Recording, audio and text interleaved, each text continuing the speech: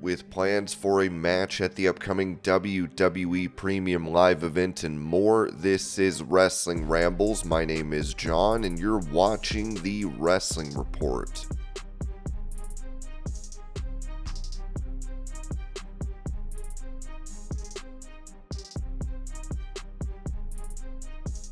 On social media, former WWE and current AEW commentator Taz was accused of holding resentment towards WWE, as Taz replied, "Zero resentment. Why would you even say something like that? It's so inaccurate. You don't know me. And the thing you need to realize is they offered me a whole new career opportunity, which I'm still doing today as a color commentator. So you're dead wrong."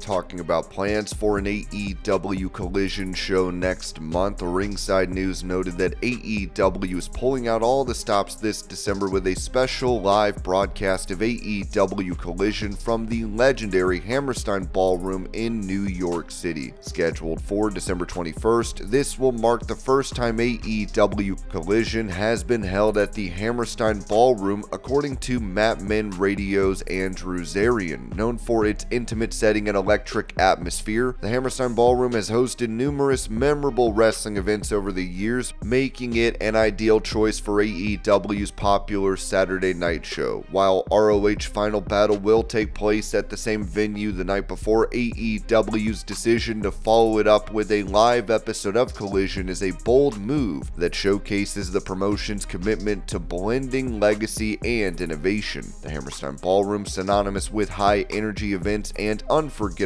matches, is set to provide the perfect backdrop for a night of AEW action. Details on the match card and lineup for this special episode of Collision are still under wraps, but fans can expect AEW to deliver a show filled with top-tier talent and surprises fitting of the venue's storied past.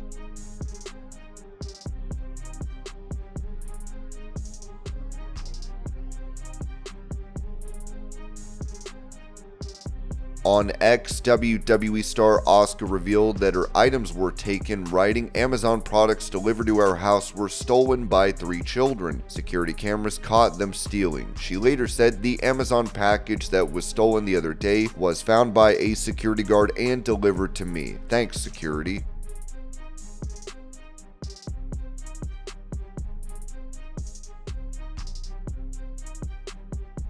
When it comes to the possibility of WWE introducing another mid-card women's championship on the main roster, Ringside News wrote that during the November 8th episode of Smackdown, WWE made a significant announcement for the women's division by introducing a new Women's United States title. WWE has not yet revealed the process for determining the first champion, but the announcement has sparked calls for Raw's women's division to gain a secondary title as well. Rumors are now circulating in the internet wrestling community about WWE possibly introducing a women's intercontinental title on Raw. With the November 11th episode already pre-taped, fans have been eagerly waiting to see if this rumored title will make an appearance. Sean Ross Sapp reported on Fightful Select that as of an hour before the November 11th show, the women on the roster had not been informed about a new title on Raw. This suggests that a women's IC title may not be part of this week's episode despite ongoing speculation. WWE also pre-taped the following week's Raw, so any potential title reveal would now be expected during the November 18th episode. While fans hope for WWE to add a new title to balance the divisions, there's no confirmation of when or if this will happen. With SmackDown and Raw both moving to 3-hour formats in 2025, there will be more time available for additional titles and segments in the women's division. As of this writing, there is no sign of a women's intercontinental title on Raw.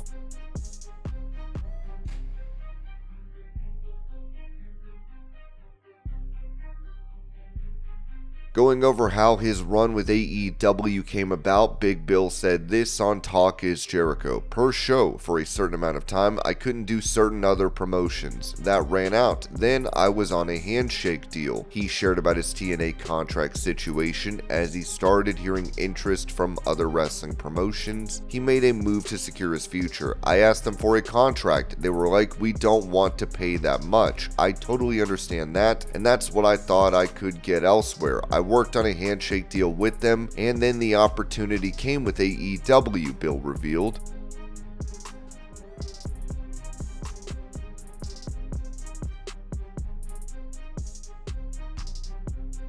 Recalling the time on Smackdown where he disrespected Triple H when receiving the new WWE Tag Team title belts, Grayson Waller told Chris Van Vliet, yeah, I think I have a problem with authority, you know, maybe I don't like DX or I don't know, but this is something so fun about such a serious moment and not taking it seriously. I think everyone is so respectful these days, it kind of makes me sick in a way. People are too respectful, especially with legends and people in the game that have done a lot of great things. Yeah, that's awesome, but it's my time now, and I'm not going to sit here and say, oh, thank you, sir. Thank you so much for the opportunity, especially on TV. I don't do that. Waller would even explain where his shoey celebration came from. In my eyes, a shoey is just the perfect example of an Australian being a fun, lighthearted kind of guy. It's a celebration. The first time I saw it was tied to Ivasa in the UFC. He'd get up on the cage and do the shoey,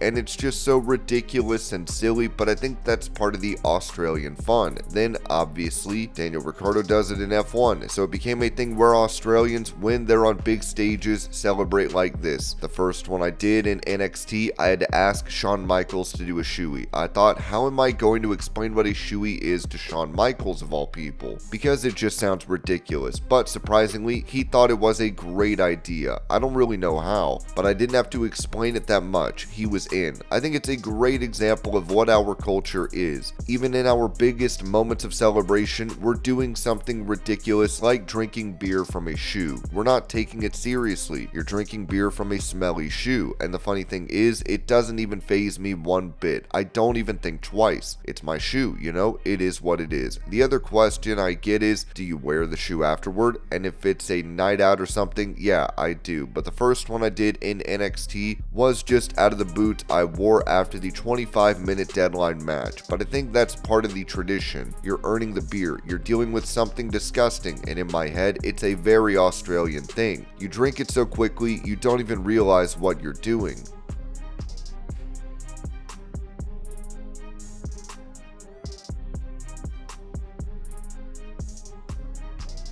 During that same interview, Grayson Waller mentioned how he comes up with insults for every town that he is in. I think there's a real talent in what we do as performers, and especially being a heel. It's not easy, and I think it comes naturally to me. Anyone who knows me knows that this Grayson Waller, that's who I am. This isn't necessarily a character, man. This is what I do. And I think it's a bit of the Australian in me too. We call it banter, but I say horrible things to my friends' faces and nice things behind their backs. So I think guys like me put effort into what we do. Yes, it comes naturally. I can just think of things off the top of my head. I have that kind of talent, but I also think about things like I know where I'm going. I know the town I'm in. Recently, I had a lot of fun with it. I wore a Florida Panthers jersey in Edmonton. That's just a little thing, but I know that town. I know that city. I know that sport. I could go out and say your sports team sucks, but I didn't say a word. I just wore the jersey and I knew how passionate those fans were, how close they were to getting to the Stanley Cup, and how the Panthers took it from them. I saw the guys in the front row, and it's like just that little extra effort. Best part, I don't even watch much hockey, so I had no idea who the player was, but I saw a guy in the front row who was very upset. And Canadians, you know, they don't always have the biggest sense of humor, especially about hockey. How dare you? He was extremely upset, and later, when he came backstage and walked past me, it wasn't a pleasant experience, but that's part of the fun.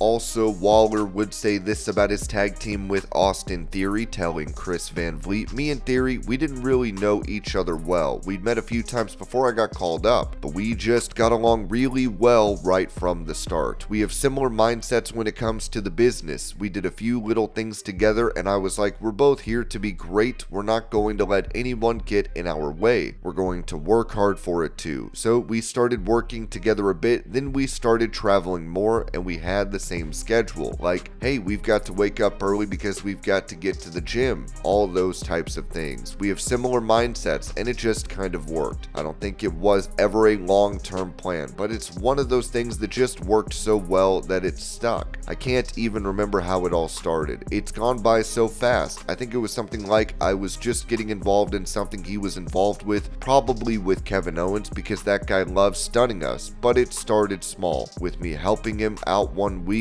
then helping me out, and it just kept happening. Then all of a sudden we were a team, so it all came together really quickly. Waller even said this about Theory's new humble attitude. He is such a nice guy, and I'm not saying you're not. No, you're 100% right. This is the thing. There was that big situation with the promo he did with Cena, and people looked at it a certain way. I was like, Cena is 100% right about Austin Theory. Austin Theory is a good guy. He's super humble. He's super respectful. You've met him today. It makes me sick sometimes because I'm like, I love that you do that. I want to sign the photos. You want to be nice to all the kids and all of that type of thing. But we need to lock in. We got to do whatever it takes to be the best here, and I think that's where we differ in opinion. He wants to do things the right way. He wants to be that company guy. He wants to sign all the autographs, and I think he's more like John Cena than he'd like to admit, whereas I couldn't care less about any of that. I'm just here for me, and right now we're a tag team, so I'm here for me and Austin Theory. I don't care who's in our way, so Cena was right about Austin Theory. He's a good guy, but sometimes that gets us into trouble.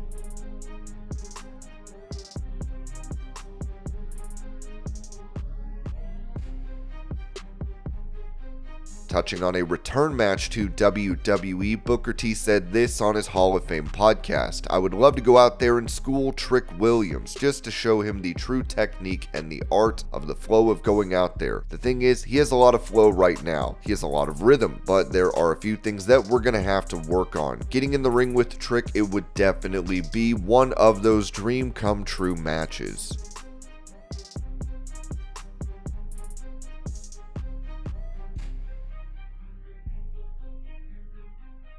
Speaking about Kevin Owens hitting Randy Orton with a pile driver, Mark Henry noted on Busted Open Radio, "I think that they should say if you do it, it's going to be a $50,000 fine. When I was a kid, the DDT was the thing because you remember playing wrestling. I'm Jake the Snake. I got the DDT. No, you can't have it. I got it." Because everybody knew what's going to happen when you take the Jake the Snake DDT. It's over. I don't want to see the pile driver become, again, like a DDT or a super kick. You know what I want to see? I want to see somebody say, "Hey, I got 50 grand burning a hole in my pocket. I'm going to pile drive your ass."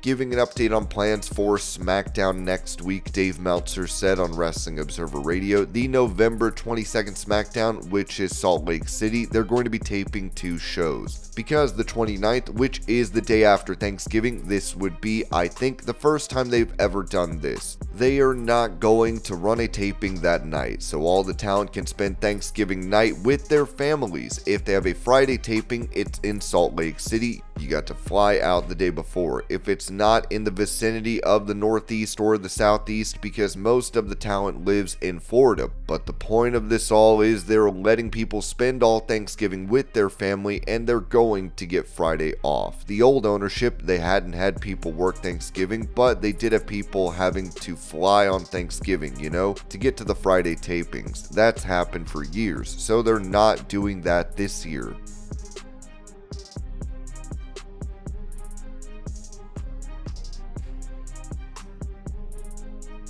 Mentioning who could possibly be the 5th member for Solo Sikoa Survivor Series team, Ringside News wrote that WWE taped the November 18th edition of Monday Night Raw at the site of their tapings for the November 11th edition, Grand Rapids, Michigan, with a huge spoiler teased with implications that could happen for a match at their upcoming premium live event, WWE Survivor Series. During a backstage segment for the November 11th episode of Raw, Seth Rollins was confronted by Solo Sikoa and his bloodline outside the arena. This was after Rollins rejected Sami Zayn's plea to join the OG bloodline for their War Games match against Solo and his pack of wolves at Survivor Series. While Solo Sikoa seemed thrilled after seeing Rollins' longtime hatred for his own arch rival Roman Reigns, the Visionary made it clear that he had no interest in joining his squad, labeling Solo as a wannabe Roman Reigns. In a photo obtained by Ringside News, Solo Sikoa can be seen in the ring with Rollins' heated rival, Big Bronson Reed, during the November 18th tapings of Raw. This was right after Reed defeated Rollins in their scheduled match following interference from the self-proclaimed new tribal chief, hinting at their potential alliance. With Solo helping out Seth Rollins' enemy after he rejected his offer, it seems that his bloodline